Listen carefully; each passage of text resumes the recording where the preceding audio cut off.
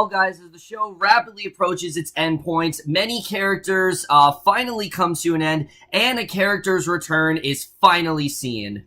Don't change the channel, don't touch that dial.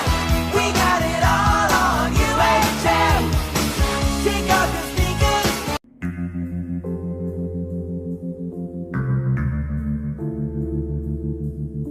Hey guys, it's Kevin Martin for Twin Peaks The Return, Part 16, and holy shit, what an episode. I mean, look guys, after last week, I knew we were getting to something big. It was obvious. The way that storylines were moving, the way that things were starting to connect, it just seemed like there was something really big on the way, and while I did know that there was certainly something big happening, I did not anticipate we were going to get here, because this episode, this was phenomenal. I mean, for me, this was on the same level as Part 8. I really love we got in this episode. A lot of the storylines that we've come to know over, these last few weeks, they end here abruptly, but I feel like they needed to. You know, this is a really big story, and some of the storylines really do need to take a backseat here, and we really do see that come to a conclusion. Not everything comes to a conclusion, but we get a lot more information. I think we have a lot more of an idea of what's actually going on here, and there's stuff that's been going on in the show the entire time that we haven't even really noticed, and I think that definitely is very interesting. But let's just get into this episode, because I definitely do want to talk about it. And for me, while each thing has felt like a part, this was really the first episode of Twin Peaks that felt like just that. It felt like a legit episode. Remember how I said, oh, all the scenes are out of order? This one didn't seem like the case. It seemed like this one was actually in chronological order of how things really did happen, and let's just jump right into it. So, we start off, right where last week's, episode left off. We see Mr. C and Richard, they're driving down a dirt road, and they make their way to the coordinates that were given to the doppelganger. So, yeah, I was actually right by this. Now, I thought it was gonna be completely wrong, because nothing I've said about this show I've actually been right with. I don't think anyone's really been, but Jerry sees them as they approach this rock, which Richard is instructed to inspect. And you don't know what this is really all about, what Mr. C actually needs in this rock, but all he says is that this is something he's been needing for 25 years for whatever reason. So you're thinking, okay, this is going to be the key that helps Mr. C, you know, basically inflict whatever he needs to upon the town. But on top of the rock, he receives an electrical shot and is disintegrated, and that was awesome to see. I mean, I think for a while now, ever since we saw Richard, we've been waiting for him to die.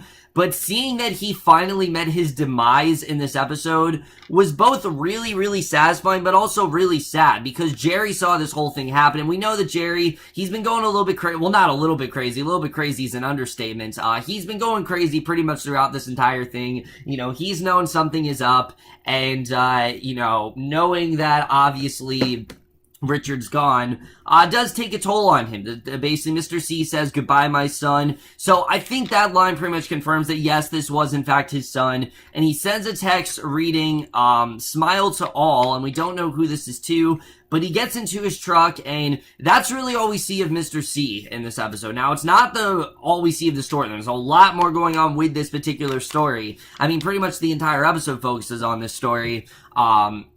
But as far as things do go with Mr. C, clearly he does have some sort of plan of action. We don't really know what exactly that whole plan is, but I think certain clues throughout this episode definitely do point us towards that reveal. It was just really nice to finally see Richard meet his end after all the abuse and all the horrible shit he's done throughout the season, going all the way back to when he just, you know, ran that kid over with no care, with not a care in the world whatsoever.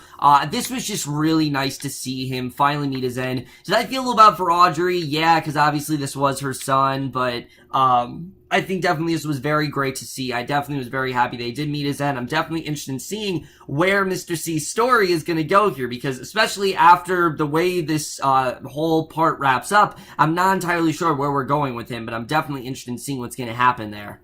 We then see Hutch and Chantal. They're waiting in their van outside the Jones home, and 2 FBI cars arrive, and the agents find that there's nobody home. So they head to Lucky 7 Insurance, and obviously their main mission is to track down Dougie and basically, extricate him finally. Obviously, Mr. C wants him gone, so he is the only Cooper left standing, and he wants the real Cooper dead. Now, speaking of Cooper, we get a lot with him in this part. We see he's laying comatose in a hospital bed, and Janie E and Sonny Jim are at his side, and Mullins arrives, followed by the Mitchcomb brothers and their assistant who bring food, then offer to stock the Jones home, and at this moment, I'm like, it's gonna happen. I mean, it seemed like we were setting up towards that, and as I said in my review, it seemed like we were really setting up towards, Cooper finally, returning, so to speak. And that is kind of what we get here, but again, I'm not going to say too much just yet. But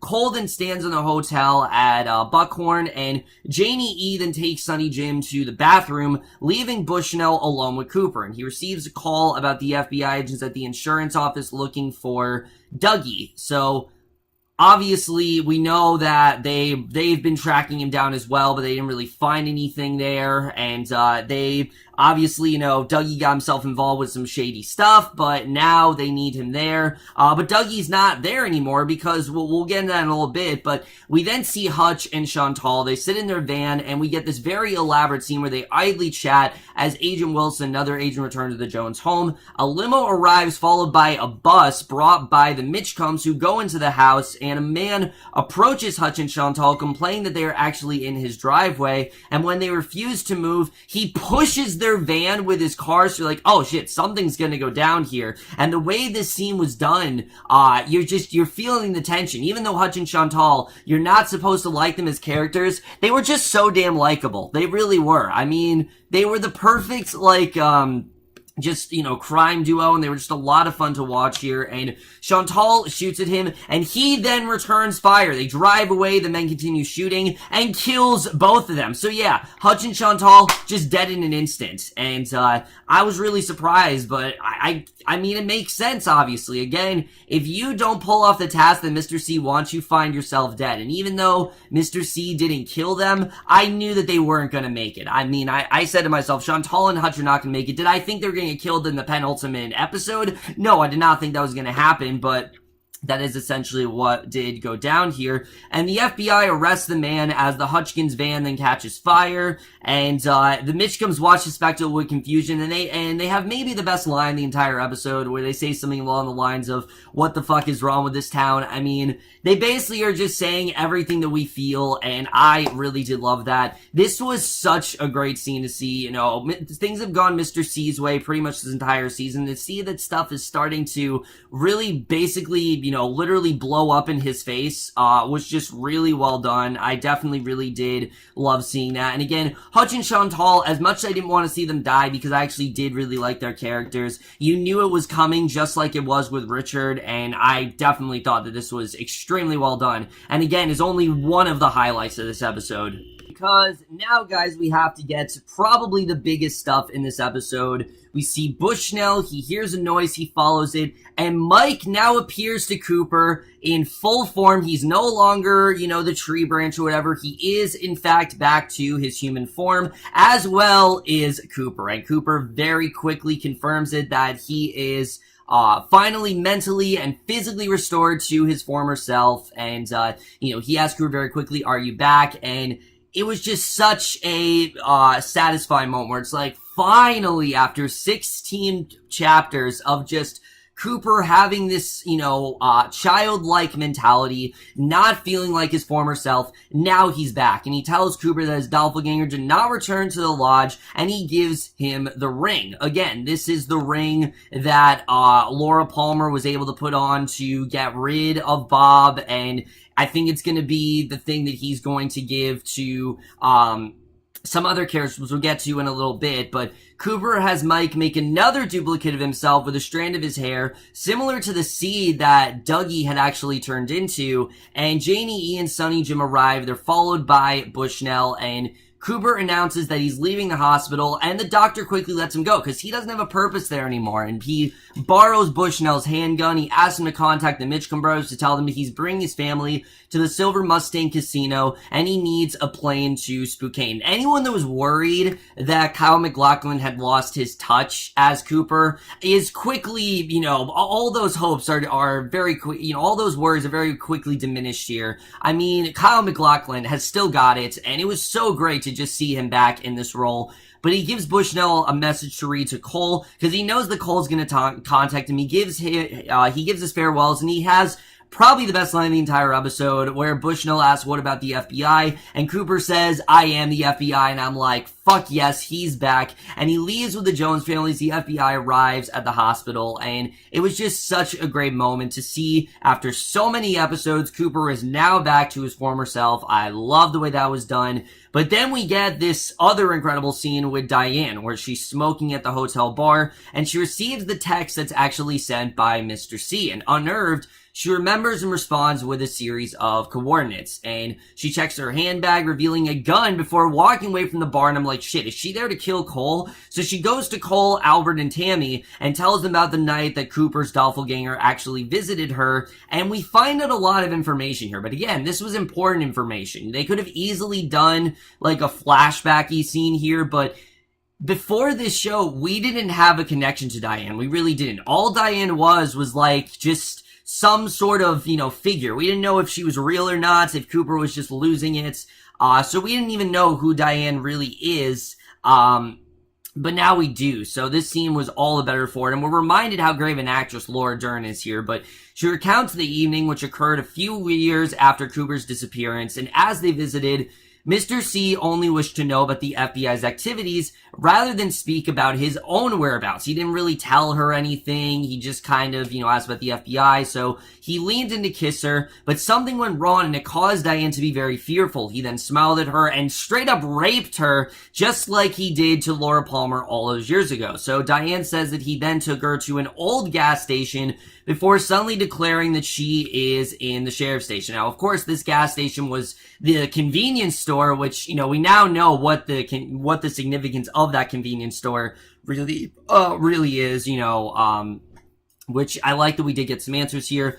But basically, this was suddenly declaring that she's in the sheriff's department. Diane becomes very upset, saying that she's not her. And I took that as she is as well in a coma. Just like Cooper, she's also in a coma. And she draws the gun she has in her purse. And Albert and Preston then react in time, shooting her before she abruptly disappears. And a horrified Preston then realizes that Diane was actually a tulpa this entire time. This was actually just a decoy. It was not Diane. And she appears in the Red Room, and any suspicion that this was the real Diane, again, we quickly see that Mike tells her that she was manufactured. She bluntly acknowledges this before cursing him out. Her face then breaks open, releasing this black smoke and a seed before she completely disintegrates. So we do realize that this was not the real Diane. The real Diane is probably still in the lodge in some sort of coma, but again, this was a fantastic reveal. We now know, Cooper knows what he has to do. We now know that Diane has actually been under this, coma this entire time, and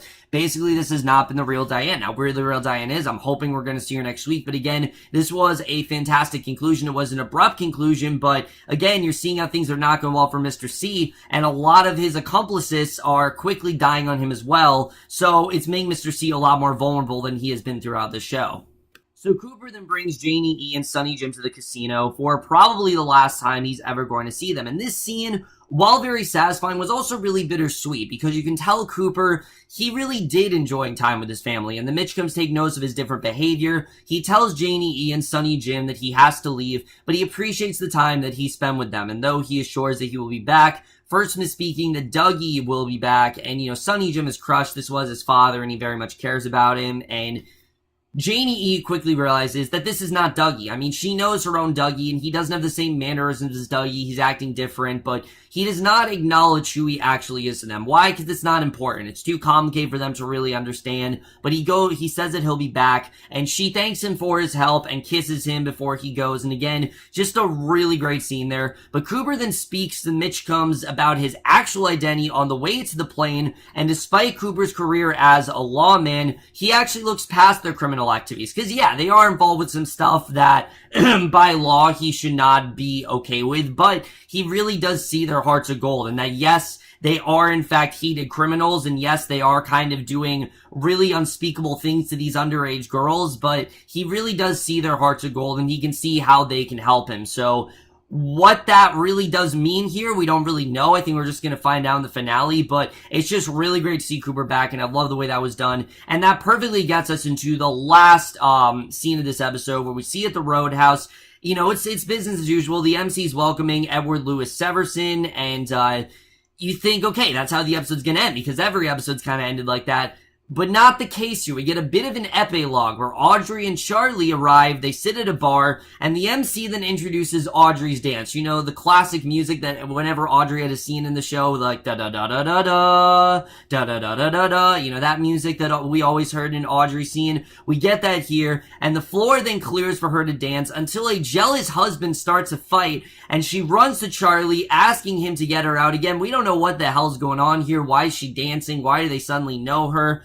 But quickly, once she tells him to get out, she finds herself in a white room, has completely different hair. She's looking at a mirror, and the Roadhouse band continues to play, but in reverse, and we get the sense that maybe this entire thing has kind of been a fantasy, and that's how this episode ends. But let's just talk about where it's going to take us into the finale overall. So, yeah, guys, I mean, after so much confusion and so much ambiguity, it seems like this was really the most straightforward entry we had yet, but at the same time, there's a lot of stuff that's been going on in the show that we really did not know about. First of all, we have to talk about Audrey, because I've said it from the beginning, something is not right with her, and I think this definitely shows us that that is the case. I think the Audrey that we've seen, that's not the real Audrey. I think Audrey has been in a deep slumber pretty much since, you know, for 25 years, and she's finally coming out of it. Now, what's suddenly breaking her out of this trance, I'm not entirely sure,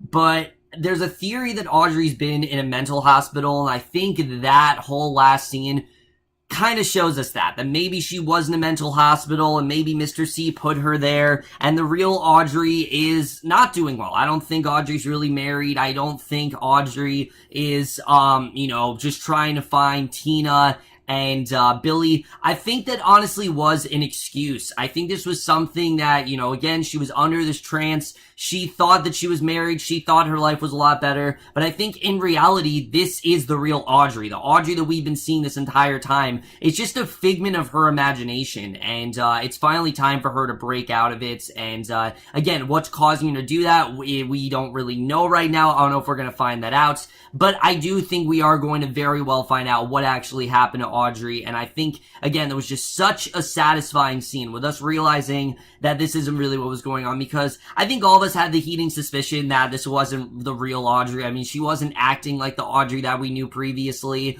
So I definitely had an inkling about it, and I like that this episode finally did confirm that. I thought that was incredibly well done.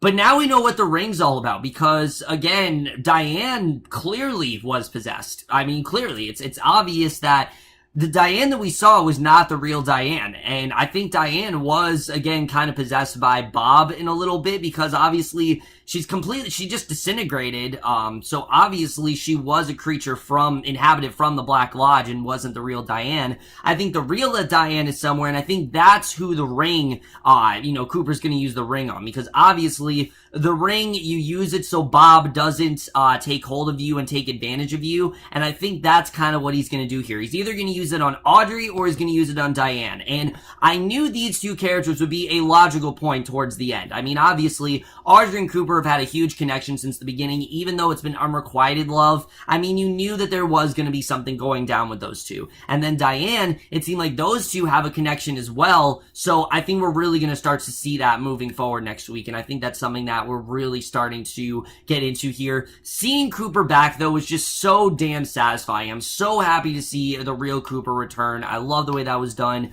From here, I think we're going to get a lot of stuff in the lodge. I think he's going to find the real Dougie, and I think he's going to try to, extract Mr. C, make sure that he goes back into the lodge where he rightfully belongs, and then basically return Dougie back to Janie E and Sonny Jim as if nothing actually happened. And that whole scene was honestly kind of heartbreaking because, this is where he spent his time for the past, several months, and, I think it's been several months. We don't even know the time period really on the show, but you have to assume it's been for a while. He had a real fondness to Sonny Jim and Janie E, and the way that he acted, it didn't seem like it was just the span of a couple weeks. It clearly was for a while, and you could tell he didn't really want to say goodbye to them, but that was just a very effective scene. Love the way that was played out, and I can't wait to see where, again, that really does take us into the end of this. And Janie E, as much as she wants to pretend this is the real Dougie, she knows it's not. She knows that the real Dougie doesn't act like this. The real Dougie's much different. I think that definitely is very interesting. Now, how this involves the Mitchcombs remains to be seen. I don't really understand the Mitchcombs' connection to all this, how he actually needs the Mitchcombs' assistance, but I think we're going to find that out very quickly, and I think that's all going to be wrapped up very soon. As far as Mr. C goes, it's great to see him finally not getting his way. First of all, of course, I love seeing the demise of Richard. To me, it seemed like that's what Mr. C intended on, he wanted to kill Richard, which, something had to kill him eventually. Richard had just committed so many deep sins and dug himself so far deep into a hole that if they didn't kill Richard, I think all of us would be absolutely outraged, because Richard probably is the most hated character in this entire show. We thought Bob was bad, we thought, someone like, say, who was, Leo. We thought Leo was bad. That was nothing really compared to Richard, and I think it just made sense to see him finally taken out. I thought it was really, really cathartic, honestly, to finally see him taken out there. Not as cathartic as Littlefinger's death, but still really great stuff there. Sorry if I spoiled Game of Thrones, but I'm pretty sure you guys knew about that, because how are you on the internet and not known about this stuff? Now, let me just say also, it was, of course, inevitable that we were going to see Cooper again, because this was called The Return. But Lynch has a tendency to deceive us, and who knew if he was actually going to do that here? I'm just glad he really didn't. I'm glad that we actually do have the reappearance of Cooper. We do actually get to see Cooper in modern day, and I think that this finale is going to be, yes, he's going to be in the lodge, but I think it's really going to be his journey back to Twin Peaks, and what that really means for him and all the residents of said town still remains to be seen, and I think we're really going to have to see what happens there next week. Either way, guys, this episode was just fantastic. Everything we got here, I absolutely loved. Every scene, something huge happened. There was something monumental going on, whether it was Hutch and Chantal's death, whether if it was Richard's death, whether it was the decoy Diane finally, putting to rest, whether it was Preston's discovery of it, whether it was Cooper coming back, whether it was the discovery that Audrey actually has probably been a mental institution this entire time. This was just such a satisfying episode. This perfectly leads us into the finale, and for me, this is definitely on par with part 16. We know a lot of information now. Also, we now know what the convenience store is all about. I think the convenience store, this is where Mr. C takes his accomplices. He kind of tells them what to do. He gets into their mind. He kind of takes hold of them. And I think that's where this Diane was born, was in this convenience store. And that's what she means by I'm not me. The real Diane is somewhere else. Maybe she's in that convenience store. Maybe she's not. Not entirely sure, but we'll have to see really where this takes us next week. I absolutely loved pretty much everything about this episode. And guys, I have to go all the way here. Without a doubt, Twin Peaks The Return, Part 16, absolutely gets an A+.